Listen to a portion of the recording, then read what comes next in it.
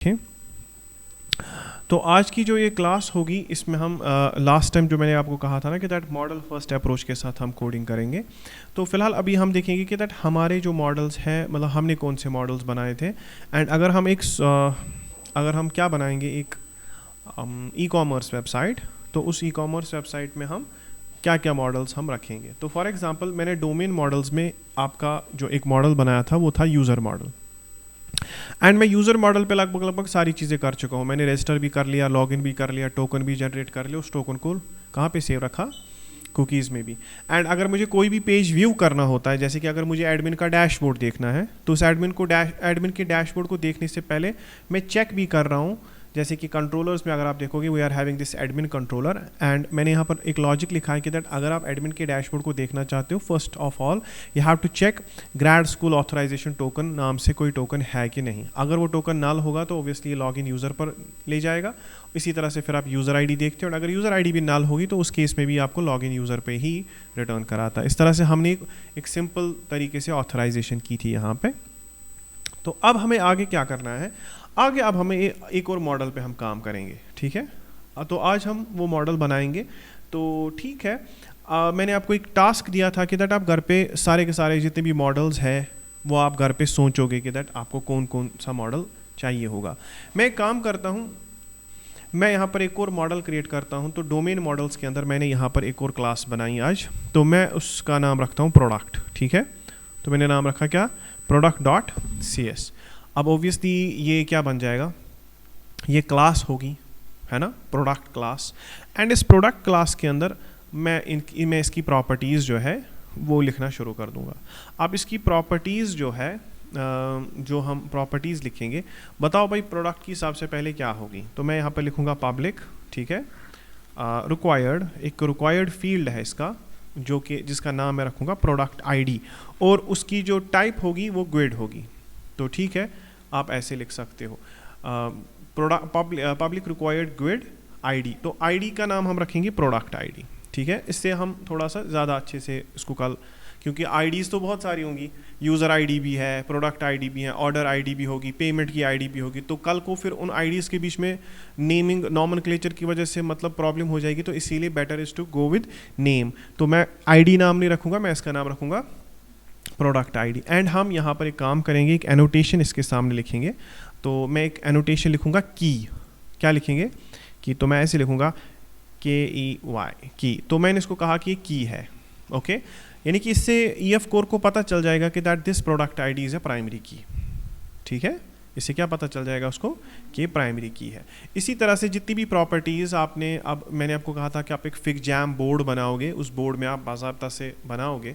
अब आप उसी हिसाब से ये सारी चीज़ें करो। तो चलो, इसने मुझे सजेस्ट कर लिया इसके बाद, बिकॉज ये यहाँ पर सजेशन मुझे कोपायलट से आ रही है।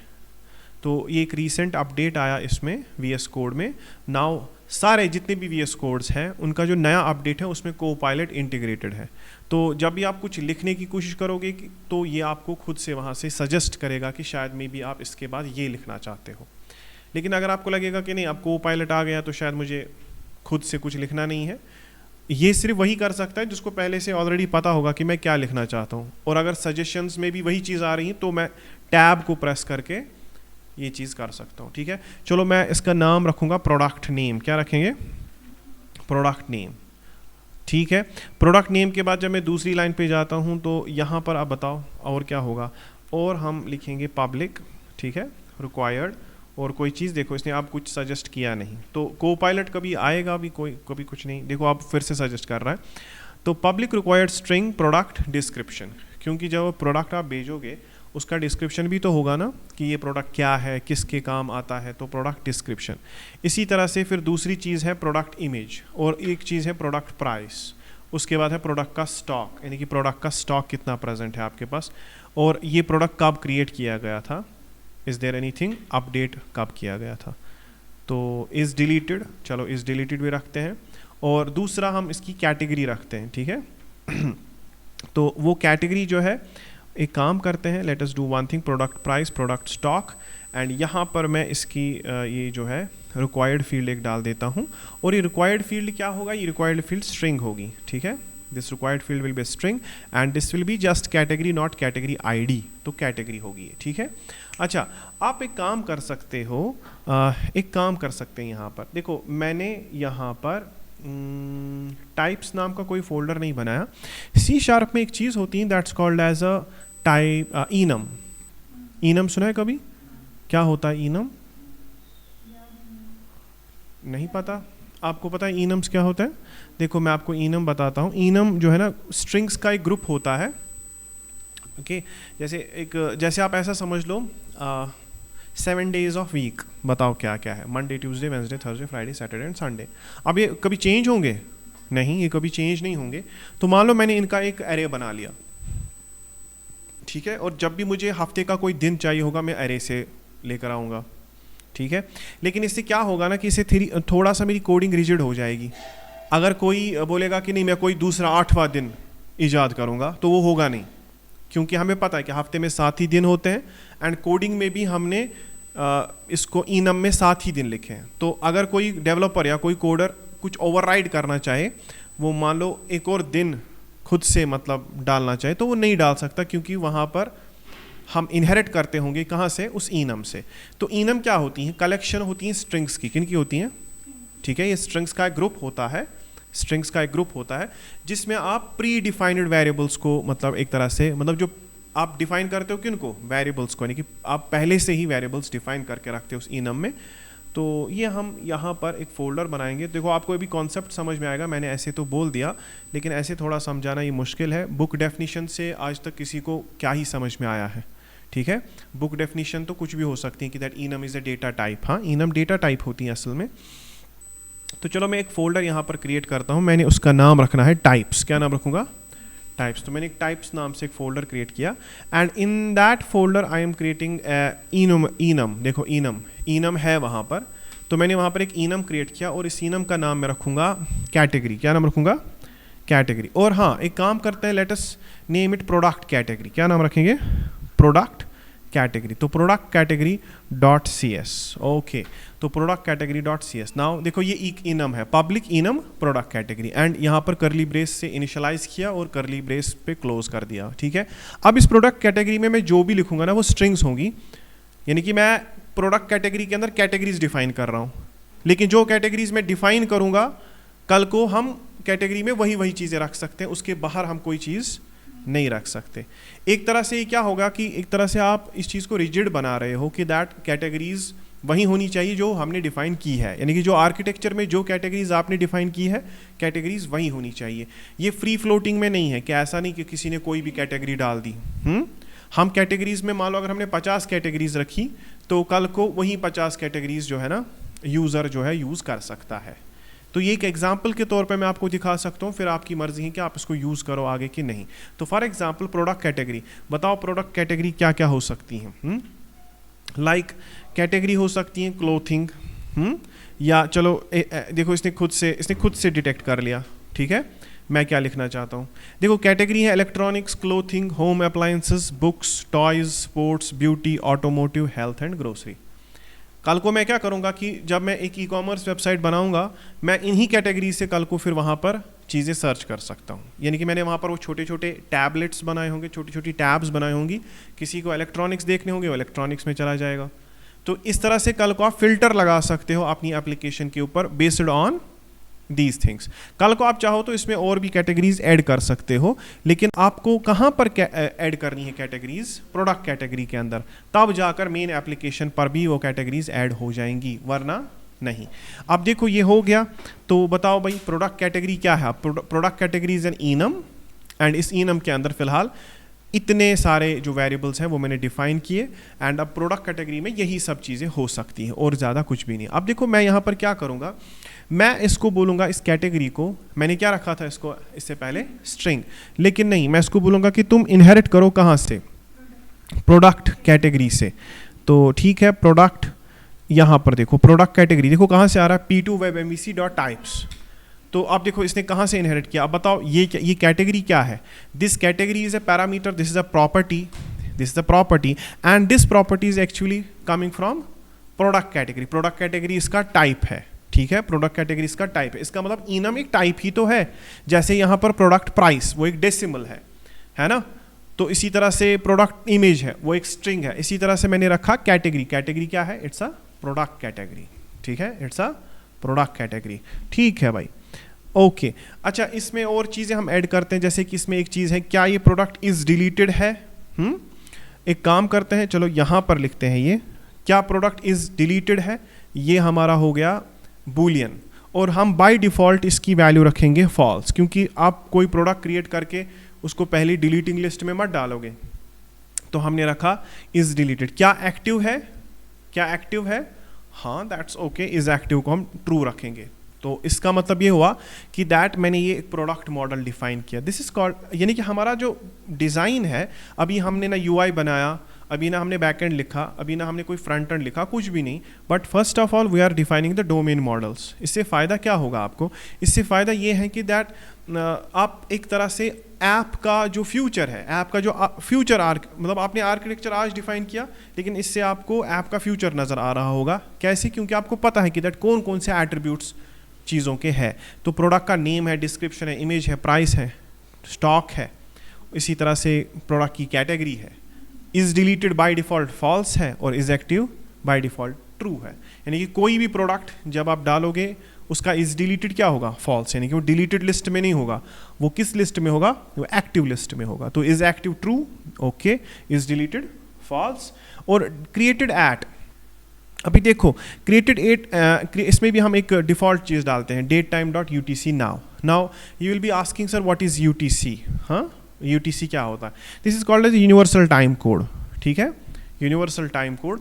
तो जैसे हमारा इंडिया का है, हम UTC से 5.5 घंटे आगे हैं, ठीक है, मैं आपको ऐसे बता दूं, अगर आप अभी देखोगे what is the UTC time now in India, इससे पहले भी मैंने सर्च किया हुआ है, तो आप देखोगे वो हम 5.5 घंटे आगे पीछे होंगे, ठीक है। देखो UTC के हिसाब से अभी कितने बजे हैं, सुबह के 9, ठीक है, तो UTC के हिसाब से 8 बजकर कितना है, 8:58, उर्दू में बोलना नहीं आता, ठीक है, ओके। तो अभी लेकिन हमारे इंडिया में जो IST टाइम है, इंडियन स्टैंडर्ड टाइम, उसके हिसाब से अभी बड़े हैं कितने, लगभग 2:30, तो सुबह के 9 और 2:30, इसमें देखो कितना फ़र्क है, इसमें 5.5 घंटे का फ़र्क है। तो हम UTC से, यानी कि जो हमारा सिंपल जो जिसको हम कभी कभी बोलते हैं ग्रीनविच मेराडाइन टाइम, सुना है कभी, GMT है ना, तो इट इज़ GMT एक्चुअली। देखो हमेशा जब भी आप किसी चीज़ का टाइम रखा करोगे ना, कि ये डेटाबेस में कब क्रिएट हुआ था, ये कब अपडेट हुआ था, तो इसको हमेशा किस में रखा करो, इसी UTC में रखा करो या GMT में रखा करो। तो बाद में हम इसको कन्वर्ट कर सकते हैं UTC टाइम में by adding the 5 hours 30 minute. तो हमको क्या करना है, देखना है कि 5 घंटा 30 मिनट कितने मिनट्स होते हैं, 5 घंटे कितने मिनट हो गए, 5 into 60 दैट इज़ 300। तो आपको 330 मिनट इसमें ऐड करने, कितने, 330, 330 मिनट्स आप इसमें ऐड करो, तो हम डायरेक्टली इंडियन टाइम पे आ जाएंगे। तो इसीलिए यहाँ पर देखो मैंने क्या लिखा, मैंने लिखा कि क्रिएटेड एट वो होगा date time dot UTC now, यानी कि जो अभी का टाइम होगा, और अपडेटेड एट क्या होगा, अपडेटेड एट भी यही टाइम होगा, ठीक है, फिलहाल। इसी तरह से यहाँ पर हमारा जो ये है ये क्रिएट हो गया, ठीक है, सही है ना। अब प्रोडक्ट की बिलोंगिंग, मतलब ये प्रोडक्ट किसका है, मतलब ये प्रोडक्ट किससे बिलोंग करता है। देखो ऑब्वियसली इन प्रोडक्ट्स को कौन क्रिएट करेगा, इन प्रोडक्ट्स को तो जो वेबसाइट का एडमिन होगा वही क्रिएट करेगा ना, है ना। प्रोडक्ट्स को कौन क्रिएट करेगा, एडमिन क्रिएट करेगा। और देखो इसमें हर कोई फील्ड रिक्वायर्ड फील्ड है, तो इसका मतलब इसके मॉडल की स्टेट सिर्फ वैलिड तब होगी जब आप सारी की सारी चीज़ें फ्रंट एंड से लोगे। इसका मतलब जब आप फ्रंट एंड में फॉर्म बनाओगे ना, फ्रंट एंड के फॉर्म में name, description, image, price, stock, category, is deleted, ये सब होना चाहिए। अच्छा एक काम करते हैं, अगर मैं इसको लिखूं प्रोडक्ट कैटेगरी डॉट इलेक्ट्रॉनिक्स, तो बाय डिफ़ॉल्ट सारे के सारे प्रोडक्ट किस कैटेगरी के होंगे, इलेक्ट्रॉनिक्स। लेकिन ऐसा तो मुझे चाहिए नहीं, एक काम करते हैं, प्रोडक्ट कैटेगरी में जाते हैं, वहाँ पर एक जनरल कैटेगरी क्रिएट करते हैं, ठीक है। वहाँ पर क्या क्रिएट करेंगे, एक जनरल। तो मैंने एक लिखा जनरल, ऐसे ही लिखा मैंने जनरल। अब ये जनरल क्या है, कोई भी प्रोडक्ट, मतलब कोई भी प्रोडक्ट जो हम क्रिएट करेंगे, हम चाहते हैं कि दैट जनरल वो पहले किस कैटेगरी में हो, वो जनरल कैटेगरी में हो, ठीक है। इससे क्या होगा कि कोई भी प्रोडक्ट आप इसमें डाल दो तो वो किस में होगा, वो एक जनरल कैटेगरी का होगा, ठीक है। बाद में इसमें हम सब कैटेगरीज, वेब कैटेगरीज, या बाद में हम वो कैटेगरी चेंज कर सकते हैं डिपेंडिंग ऑन कि दैट हम किस कैटेगरी वाला प्रोडक्ट हम ऐड कर रहे होंगे। तो फिलहाल तो मैंने बाय डिफ़ॉल्ट कौन सा इसमें डाल दिया, तो देखो मैंने डिफ़ॉल्ट वैल्यू किस किस के डाल दिए। इसका मैंने डिफ़ॉल्ट वैल्यू डाल दिया, इसका भी डिफ़ॉल्ट, 1 2 3 4 5 इनके डिफ़ॉल्ट वैल्यूज़ डाल दिए। एंड चलो इसमें भी एक काम करते हैं, जब भी आप एक नया प्रोडक्ट क्रिएट करोगे तो मैं चाहता हूँ कि वहाँ पर एक नया ग्विड क्या हो, जनरेट हो। तो ठीक है, ये भी हो गया ग्विड डॉट न्यू ग्विड। तो यानी कि जब भी एक नया प्रोडक्ट क्रिएट होगा तो एक नई ग्विड जनरेट होगी। तो इस तरह से आपका जो फिलहाल मोटा मोटा हम कह सकते हैं कि दैट हमारा प्रोडक्ट मॉडल क्या हो गया, कंप्लीट हो गया है। ओके, समझ में आ गया। चलो एक और मॉडल यहाँ पर क्रिएट करते हैं। तो मॉडल्स के अंदर, डोमेन मॉडल के अंदर प्रोडक्ट मॉडल हमारा क्रिएट हो गया। Now I will be creating another file, it will be a class, and मैं इसका नाम रखूँगा ऑर्डर मॉडल। क्या रखूँगा? Order model. बहुत ही मतलब, या चलो ऑर्डर मॉडल क्यों नाम रखना है, let us just have order dot C S, ठीक है। तो ये ऑर्डर डॉट सी एस नाम से क्लास क्रिएट हो जाएगी। नाउ ज़रा मैं यहाँ पर देखूँ, फर्स्ट ऑफ ऑल मेरे पास एक ऑर्डर आईडी होना चाहिए, क्योंकि जब भी आप एक ऑर्डर क्रिएट करोगे हर किसी ऑर्डर को एक यूनिक आइडेंटिफायर का होना ज़रूरी है। सो आई विल बी राइटिंग की, एंड सबसे पहले जो है वो होगा पब्लिक रिक्वायर्ड, ठीक है। एंड वो रिक्वायर्ड फील्ड क्या होगी, वो रिक्वायर्ड फील्ड होगी मेरी ग्विड, ठीक है, और वो एक ऑर्डर आईडी होगी। तो देखो यहाँ पर ये हो गया, ठीक है। अब दूसरी चीज़ जो है, चलो ये तो की था, अब इसमें एक फॉर एग्जांपल एक यूज़र आईडी भी है। नाउ यहाँ पर आप एक काम करो, एक एनोटेशन ऐड करो आप इसके साथ। आप इसको बोलो कि देखो जो ये यूज़र आईडी है, यानी कि कौन सा यूज़र आईडी, ये वाला, ये यूज़र आईडी फॉरेन की है। क्या है? दिस इज़ अ फॉरेन की। तो मैंने इसके ऊपर कौन सा एनोटेशन लगा दिया, फॉरेन की। तो ज़रा इसको क्विक फिक्स करते हैं। ये क्या बोल रहा है कि foreign key, why can not we use foreign key. हाँ, एक यहाँ पर इसको क्या हो गया, ये इसने बहुत ही खुशखत उठाई। चलो भाई, फॉरेन की हम ऐसे रखते हैं, ठीक है। ओके, ये हम उल्टा लिखते हैं, सही है ना। और इसमें एरर कहाँ पर है, एरर कहाँ है, ये तो दिखा रहा है एरर है। हाँ, फॉरेन की। अब इसके बाद जो है, फॉरेन की के बाद हमको लिखना है, अब फॉरेन की मैंने कहा कि यूज़र आईडी फॉरेन की है इसका, यानी कि फॉरेन की मैंने ऐसे लिखा, मैं लिखा ग्विड यूज़र आईडी गेट सेट, यानी कि हर कोई ऑर्डर जो है, अब सोचो ऐसे कि वो ऑर्डर किस से बिलोंग करता होगा, ओब्वियसली ऑर्डर किसी यूज़र का होगा, लेकिन वो जो यूज़र होगा उसका मॉडल कौन है खुद। तो मैं ऐसे लिखूँगा पब्लिक, ठीक है, रिक्वायर्ड, तो एक फील्ड है, या चलो इसको रिक्वायर्ड नहीं रखते, इसको कहेंगे कि है तो है, नहीं है तो चलो कोई बात नहीं। तो हम लिखेंगे यूज़र, एक यूज़र है गेट सेट।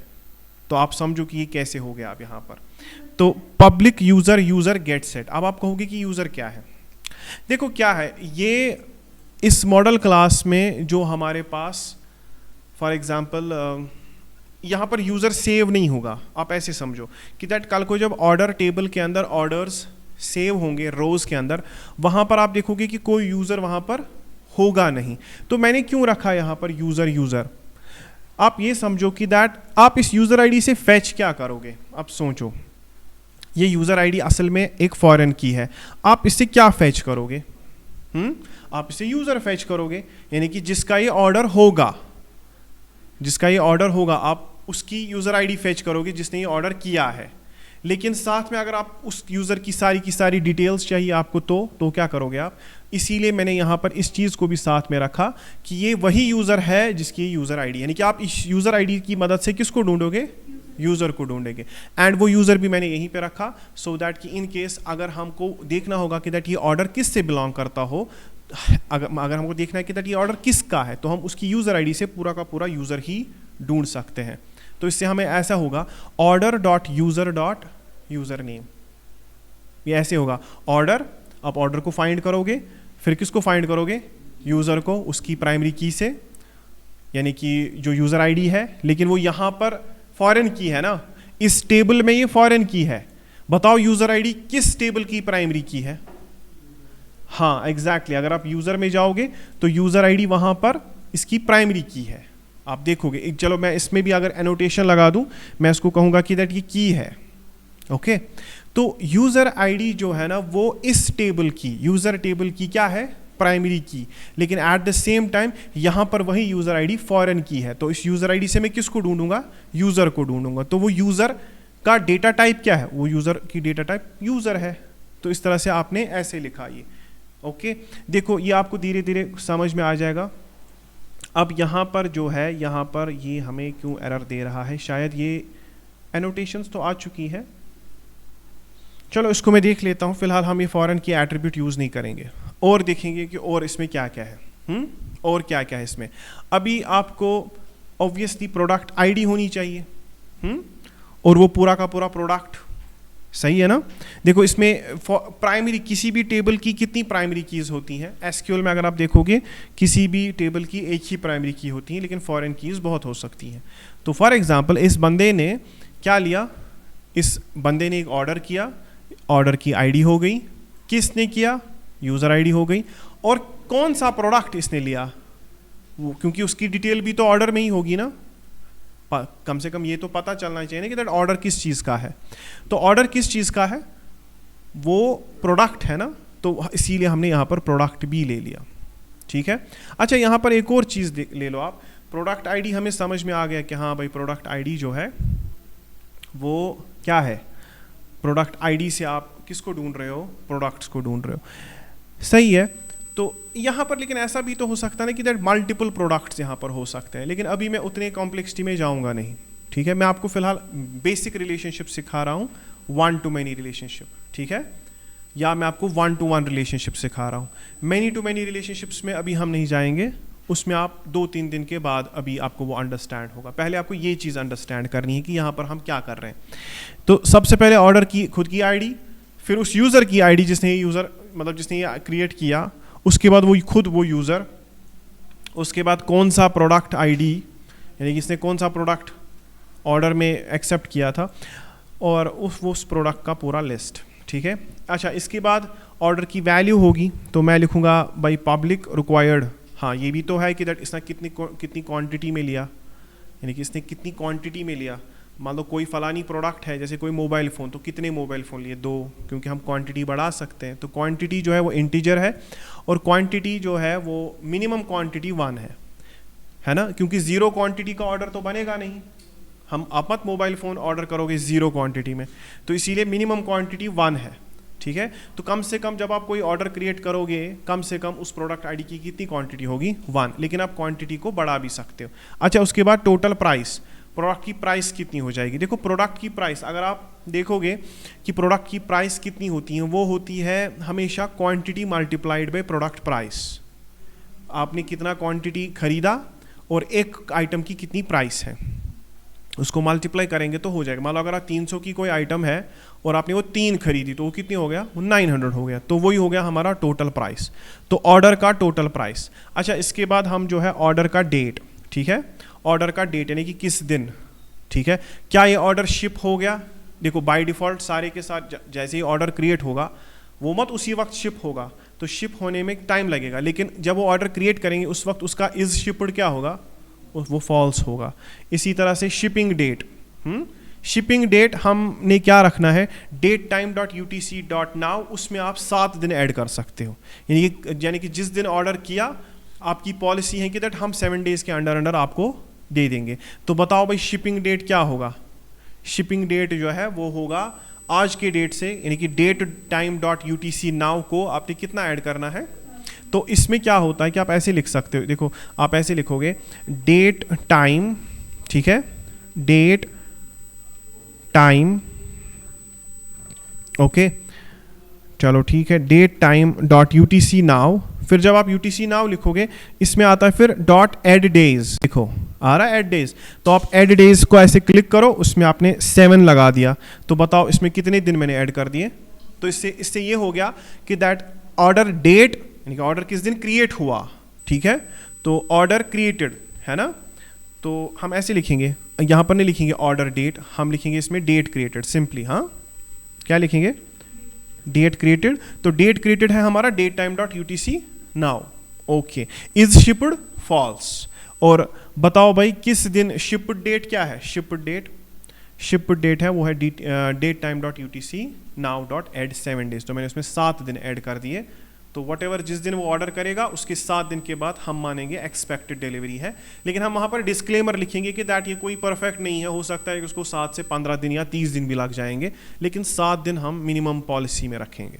ठीक है, तो इस तरह से आपका कौन सा ये क्रिएट हो गया, आपका ये ऑर्डर जो है वो भी क्रिएट हुआ और user.cs भी आपका क्रिएट हुआ। तो इस तरह से आप इन 3 मॉडल्स के साथ आप काम कर सकते हो। ठीक है, अब आपको फॉर एग्जांपल पहले प्रोडक्ट्स क्रिएट करने हैं। Now you have to create products, क्योंकि आपकी इस वेबसाइट पर जब तक प्रोडक्ट्स नहीं होंगे तब तक बंदा बाय क्या करेगा, है ना। तो पहले अब क्या करने हैं, अब आपको प्रोडक्ट्स क्रिएट करने हैं। क्या करने हैं, उसके बाद जब बंदा प्रोडक्ट क्रिएट करेगा, यानी कि एडमिन जब प्रोडक्ट क्रिएट करेगा, सेकंड साइड से क्या होगा कि यूज़र उनको खरीदने की कोशिश करेंगे।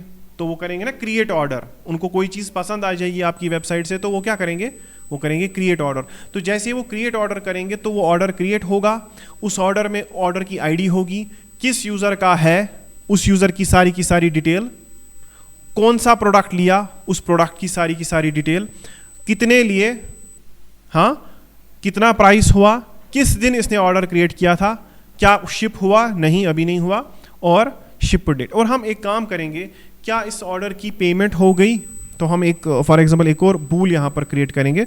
तो हम यहाँ पर रखेंगे पब्लिक रिक्वायर्ड एक और बूल इज डिलीवर्ड। देखो इसने एक और लिया यहाँ पर इज डिलीवर्ड, हाँ ये भी हम रख सकते हैं फॉल्स, क्योंकि ऑब्वियसली ऑर्डर जो है वो मत उसी वक्त हो जाएगा। अच्छा, क्या इसमें इसने एक और चीज़ रखा इज कैंसल्ड, क्या ऑर्डर कैंसिल हो। देखो इसने खुद से सोच रहा है, ठीक है, बिकॉज इसके साथ AI इंटीग्रेटेड है ना, अब VS कोड के साथ AI इंटीग्रेटेड है।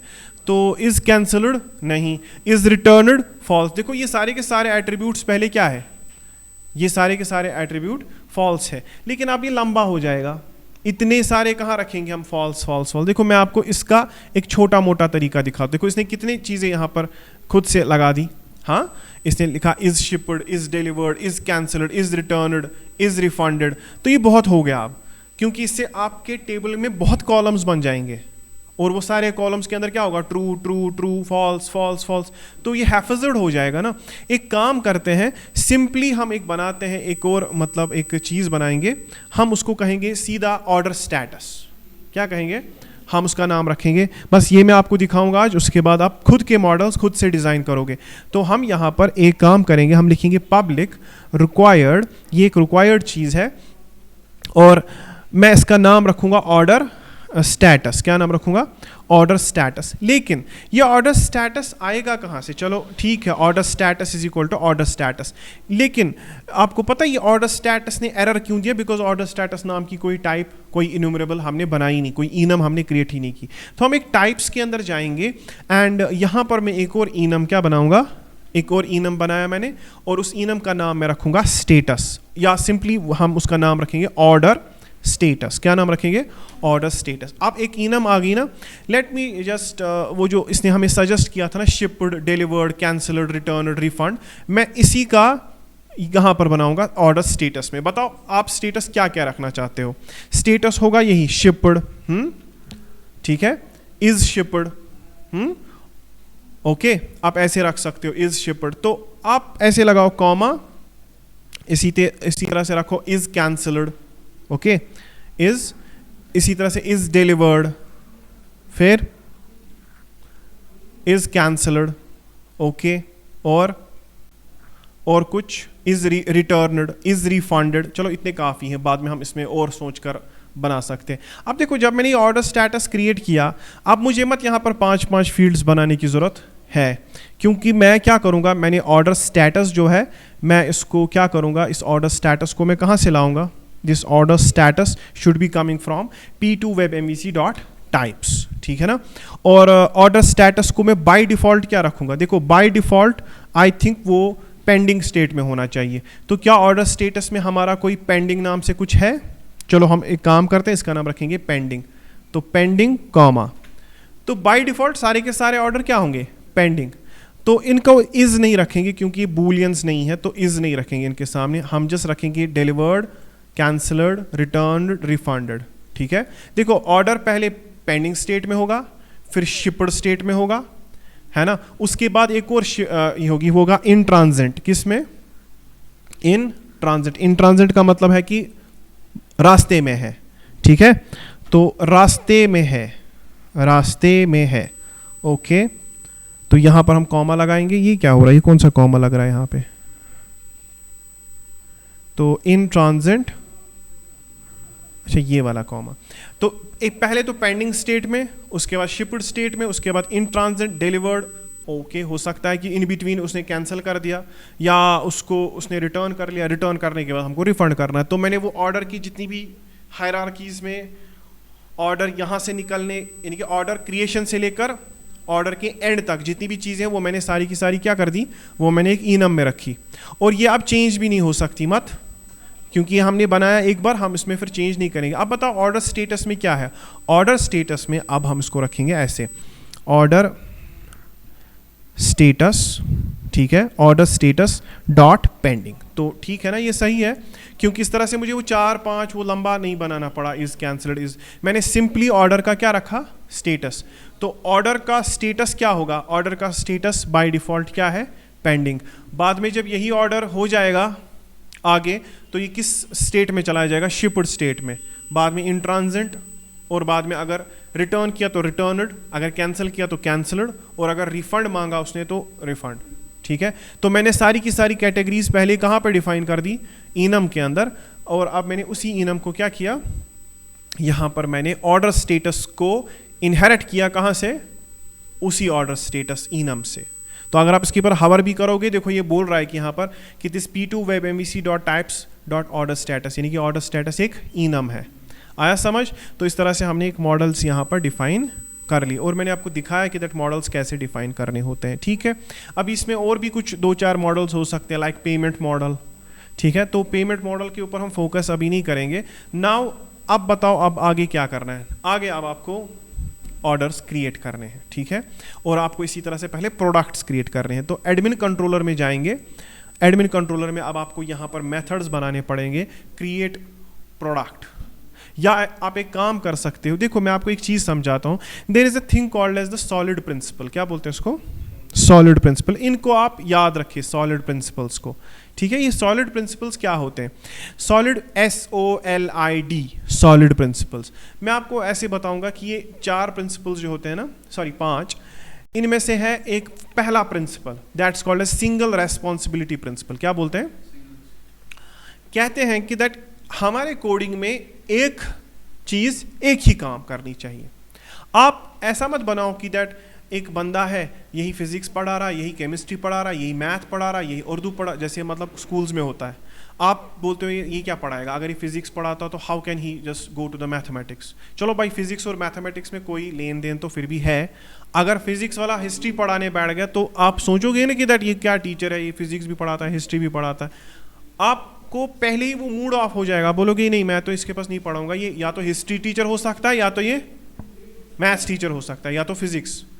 अगर जनरल पर्पस भी, अगर जनरल लाइन टीचर भी है, स्टिल आप देखोगे कि दैट आप उसके सामने फिर भी बोलोगे कि नहीं, कोई बंदा हर किसी चीज़ का मास्टर नहीं बन सकता मत। तो सॉलिड प्रिंसिपल्स क्या कहते हैं कि दैट आप जब भी कोई क्लास बनाओ, कहाँ पर, या कोई कंट्रोलर बनाओ, आप क्या बना रहे हो, कोई कंट्रोलर या कोई क्लास बना रहे हो, एक काम करो, आप मत एक ही क्लास को सारे चीज़ें हवाले कर दो। उससे क्या होगा कि कल को आपको एडिट करने में प्रॉब्लम होगी। इन केस अगर आपको कल कुछ चेंज करनी होगी, तो जब आप एक क्लास के अंदर चेंज करोगे तो उससे सारा का सारा एप्लीकेशन ख़राब हो जाएगा, तो डीबगिंग भी ख़राब होगी, और कल को आप उस एप्लीकेशन को स्केल भी नहीं कर सकते। तो पहला प्रिंसिपल हमारा जो है that is single responsibility principle, कि that a one controller should do only one thing. Okay, अब ऐसा नहीं कि हर किसी काम के लिए अलग अलग कंट्रोलर बनाए। अब देखो क्या है, मैं यहाँ पर क्या करूँगा, मैं यहाँ पर एक कंट्रोलर बनाऊँगा and I will be naming it product controller. तो प्रोडक्ट के रिलेटेड जितनी भी चीज़ें होंगी वो मैं यहाँ पर करूँगा। जैसे प्रोडक्ट को क्रिएट करना है, प्रोडक्ट को डिलीट करना है, प्रोडक्ट को अपडेट करना है, ठीक है। तो प्रोडक्ट के अंदर क्या क्या हो सकता है, CRUD ऑपरेशन है ना, प्रोडक्ट को क्रिएट करना है, रीड करना है, अपडेट करना है, डिलीट करना है। तो वो सारे के सारे वो मेथड्स में कहाँ पे बनाऊंगा, वो मैं प्रोडक्ट कंट्रोलर के अंदर बनाऊंगा, ठीक है। तो प्रोडक्ट कंट्रोलर डॉट CS, तो मैंने इसका नाम रखा प्रोडक्ट कंट्रोलर डॉट CS, तो it was a MVC controller, तो ठीक है MVC controller, and then I will name it product controller. ठीक है भाई, तो मैंने यहाँ पर प्रोडक्ट कंट्रोलर नाम से एक फाइल बनाई। इसी तरह से एडमिन के सारे काम एडमिन कंट्रोलर के अंदर, यूज़र के सारे काम यूज़र कंट्रोलर के अंदर, और होम कंट्रोलर तो आपका है ही, जो आपके मेन पेजेस है वो कहाँ पर दिखते हैं, होम कंट्रोलर में। तो इस तरह से सॉलिड प्रिंसिपल्स में पहला प्रिंसिपल मैंने आपको आज समझाया कि दैट अ वन कंट्रोलर और अ वन क्लास, क्योंकि कंट्रोलर असल में अल्टीमेटली क्लास ही तो है ना, कंट्रोलर क्लास ही तो है ना, जो अलबत्ता इनहेरिट करता है कहाँ से, कंट्रोलर से। अगर ये कंट्रोलर यहाँ पर नहीं होता तो बताओ मुझे प्रोडक्ट कंट्रोलर क्या था, फिर एक क्लास थी। तो यहाँ पर रूल ये है कि दैट एक क्लास एक ही काम करनी चाहिए, या एक ही जैसा, जैसे कि फिजिक्स डिपार्टमेंट में फिजिक्स टीचर है तो वो सारे क्लास को फिजिक्स पढ़ाए, उसमें कोई प्रॉब्लम तो नहीं है ना, अगर वो फर्स्ट से लेकर 10 तक सबको पढ़ाए फिजिक्स ही, या साइंस टीचर फर्स्ट से लेकर 10 तक सबको साइंस पढ़ाए, तो उसमें कोई प्रॉब्लम तो नहीं, बिकॉज वो साइंस टीचर ही है तो वो साइंस जानता है। तो इंटरमिंगल नहीं होना चाहिए कि उसका काम यहाँ पर उसका काम वहाँ पर, तो आप सिंगल रेस्पॉन्सिबिलिटी प्रिंसिपल को हमेशा फॉलो करोगे। अब इसमें आगे है फिर ओपन क्लोज्ड प्रिंसिपल, जब इसकी बात आएगी मैं इसको डिफाइन करूँगा। Liskov, substitution, interface, segregation and dependency inversion principle, ये प्रिंसिपल्स को जब आप फॉलो करोगे तो आप एक बहुत बेहतरीन प्रोग्रामर एंड बेहतरीन कोडर बन सकोगे। ठीक है, तो these are the SOLID principles, इनको भी घर पे जाके पढ़ लेना। पहला है सिंगल रेस्पॉन्सिबिलिटी प्रिंसिपल, और यूटीसी मैंने आपको बताया, UTC is called as the Greenwich meridian time, and India जो है वो इससे 5.5 घंटे आगे है। ठीक है, तो आज यहाँ पर फिलहाल क्लास बंद करते हैं। कल हम प्रोडक्ट कंट्रोलर में क्रिएट प्रोडक्ट करेंगे। क्या करेंगे? Create product. आया समझ? तो ठीक है, कल मिलते हैं।